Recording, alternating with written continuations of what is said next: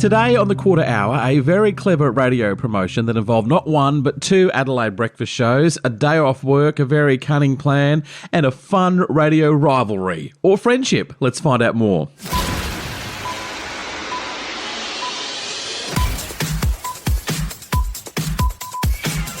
Ben and I wanted to watch the World Cup final, so we enlisted the help of Life FM's Beck and Liam. Get it? Because their names are kind of like ours. Live across Adelaide.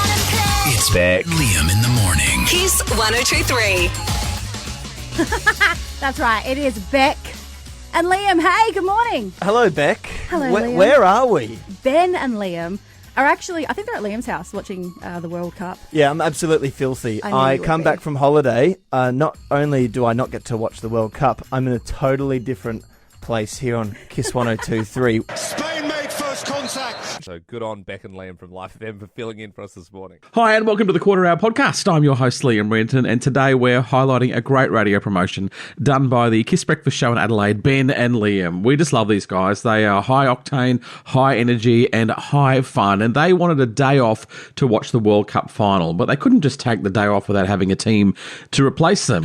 Now we know there aren't as many people in radio around the building these days. Money is skint, can't pay for a casual. Who do you get? Well, there's another breakfast show in town on Life FM, Beck and Liam. Very similar name. Why don't we just sub them in? Will anyone notice? Ben and Liam got the day off. Let's find out how it went. We've got the guys on the show right now. Hello, guys. Welcome to the Quarter Hour. Oh, Liam, no, great to be here. Anytime. So do we call it World Cup stunt or World Cup scam? Look, I think it was like a stunt that nicely folded into the World Cup, to be honest. The Beck and Liam thought started before the World Cup thought, but that sort of became a part of it, of like, hang on, maybe we could use this to get a morning out of work and actually watch the World Cup final, which was, of course, the intention in the first place. I love it. Run us through the stunt for those that don't know. In a nutshell, you got another team to sub in, as in, like in soccer, you got a fresh team to sub in who That's just happen right. to have a similar name. Is that right? That's right. Not just any team, but it was only one letter different than our show brand, which is, of course, Ben and Liam. But on the dial here in Adelaide, doing breakfast radio at the exact same time as us is a Beck and Liam. Yeah, from Life FM, the Christian radio station. Now, Beck and Liam have been a team for a little while. There was another iteration with a different Liam before that. So, and you're a Liam, I'm a Liam. There's a lot of Liams in this situation. So look, I don't think this is. We had been made aware of this before, but we're really going to do something at some point. So we issued a cease and desist. We had Beck and Liam on the show last week and had a few different suggestions and song jingles that we could play to them. So they didn't go for that. We tried to change the name to like BB and the L-Man, or like Rebecca and Ian. If Liam could just change his name to Ian, they weren't keen on that. So we said, well, we'll see you in court. And then the next day we backtracked and said, actually, we will tear up the cease and desist if you guys host the first part of our breakfast show on Kiss on Monday, so Ben and I can watch the World Cup final. Rule number one of a negotiation, you got to create some leverage. This so is we it. said we would sue them, knowing they had minimal funds. Let's be honest, it's radio. We also had minimal funds, but we pretended like we had a lot of money and a lot of lawyers behind us. I love the stunt, and I love the fact that there's two shows with similar names. And Radio 101, you need an enemy, guys. Like, radio needs to have an enemy, and they could be your arch nemesis moving forward. Yeah, and look, and radio's dealing with a lot at the moment, let's be honest, but we thought, why don't we just do some infighting with our own? Why don't we fight our brothers and sisters in arms across the dial? And this is the thing, though. Obviously, they have a good soul, a good Christian spirit. In fact, Beck, not only did they come in and fill in for the show for us, they also brought in a gift basket with like lots of nice breakfast stuff like crumpets, bread. I honestly thought that we got a care package from Tony and Mark. You know how sometimes like companies drop stuff on your desk, and you're like, oh, that's a pretty nice little food platter? Or if you don't know, Tony and Mark's is just a supermarket, like a boutique kind of Coles or Woolies, and there was this beautiful hamper on our desks, and it had Tim Tams and fruit bread and honey and everything you could want. And then we were like, oh, that must be like a Tony and a Mark's thing. Turns out, no. Beck was just so lovely that she brought in a hamper. Very kind. Very so kind. she did our show for us and gave us a hamper. It was a complete win. So just run me through it. How long were you actually off air your own show? Did you go out on air at all? No, yeah, we were only off for the first half an hour. Of course, Beck and Liam had their own show to get back to on Life FM. So we would have actually fit the game in if it finished in regular time and if there was no such thing as a halftime show, which of course the Americans have ruined a little bit. For some reason, we had Miss Piggy and Kermit singing half an hour in. Normally, it's only a 15-minute block for halftime. So, look, we did have to come back in and sort of, had one eye across the run sheet and the other across the game. But as it turned out, I don't know if you saw, it wasn't the most eventful final.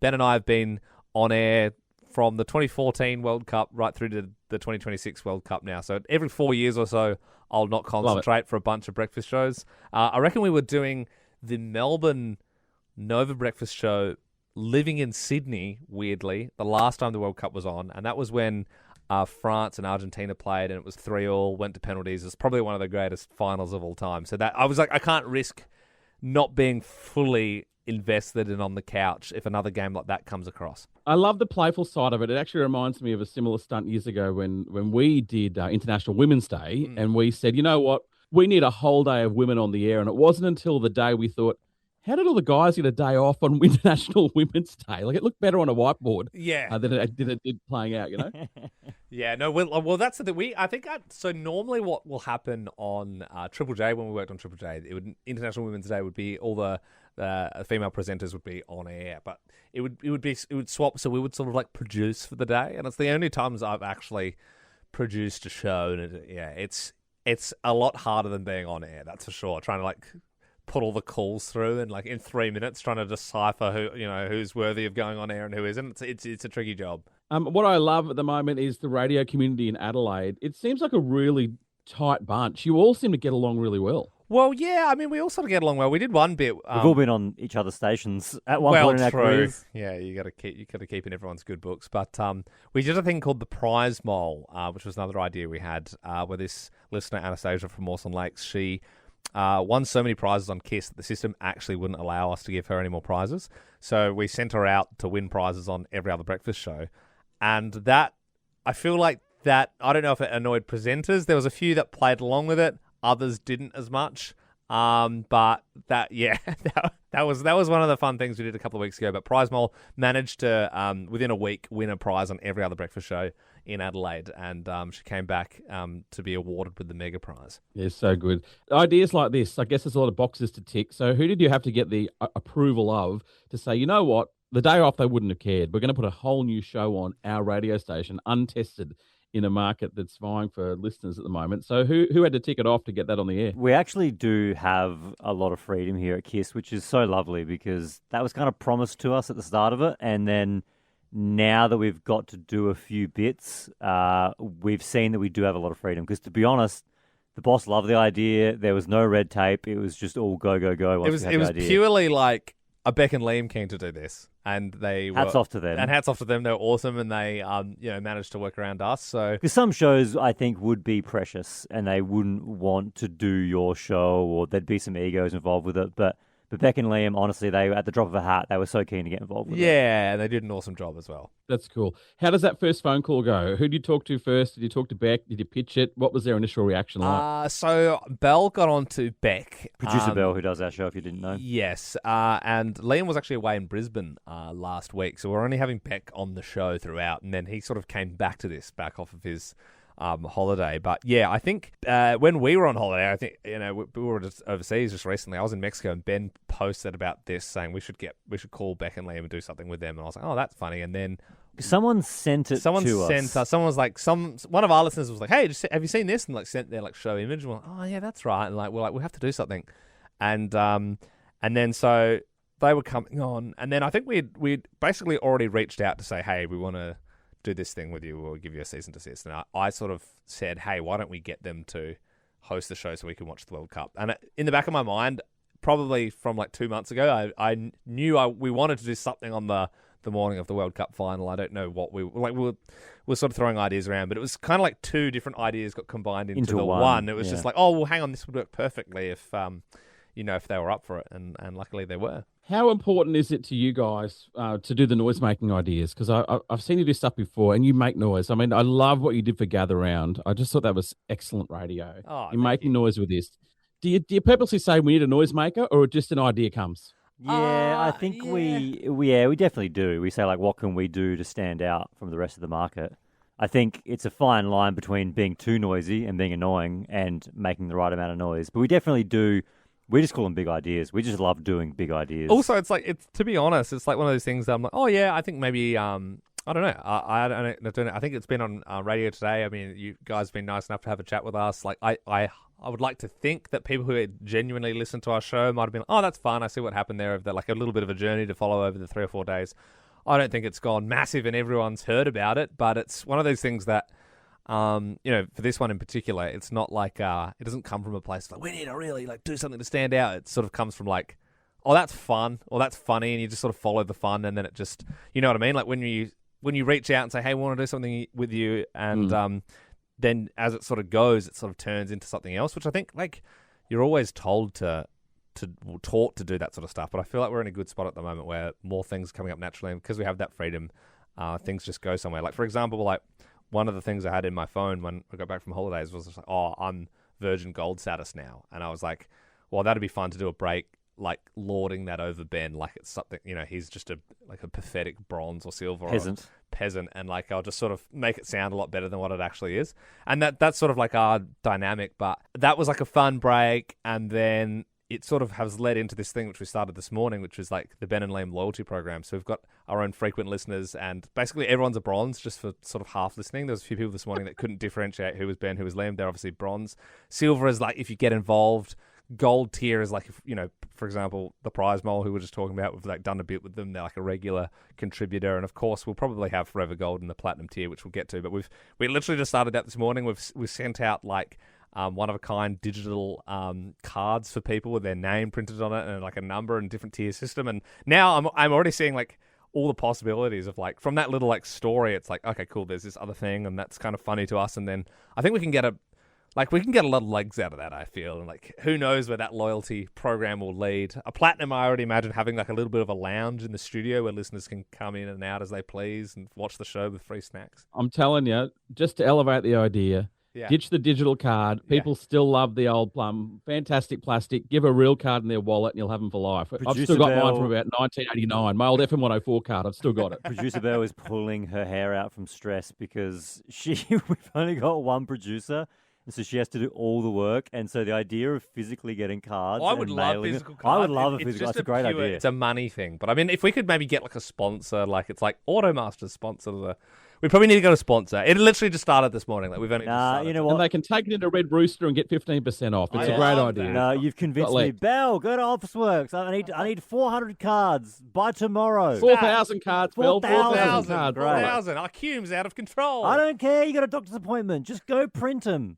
Thank you. Were you worried at all? And I don't think you were, that you may have lost some listeners to Life FM. They go, Beck and Liam are pretty good. I'm switching over. Maybe. I mean, it's just that thing. Because it was lovely when they came in. They're like, oh, like I can't believe you guys wanted to do a bit with us. And we're like, why not? Like it was like it's just a fun idea, right? Like we can both agree this is a fun thing to do and probably mutually beneficial. And they were like, oh, like what should we say when we're wrapping up? And we're like, feel free to say, come listen to us. Like that's fine for us. Like I've always not really subscribed to this thing of, sometimes bosses say like, oh, you don't actually say the name of other state. You go, the big red station over there. It's just people think they'll leave in a mass exodus if you say the name. You say Triple M and everyone just decides to be like, oh, I just remembered that's a thing. I'm going to flick over. Like, who cares? Like, everyone knows there's other stations available. So, and also like, I mean, these days it's like you're sort of, you're competing with so many other things.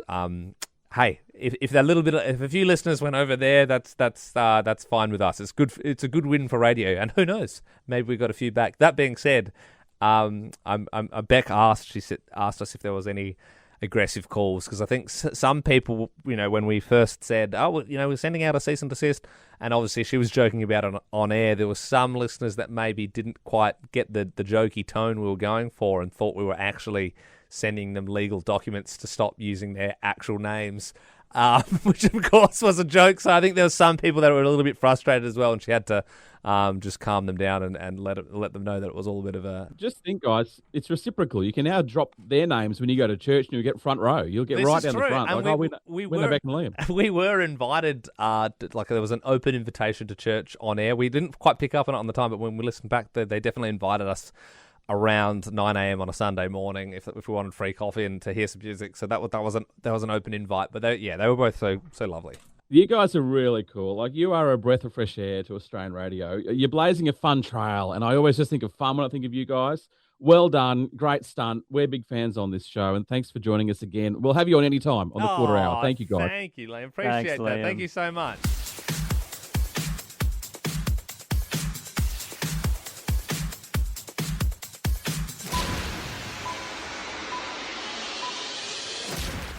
FYI, one of my all-time favourite stunts is when you had Andy Lee in Belle's bedroom. Yes, Oh, my yes. goodness. That one got us an I- acro, that one.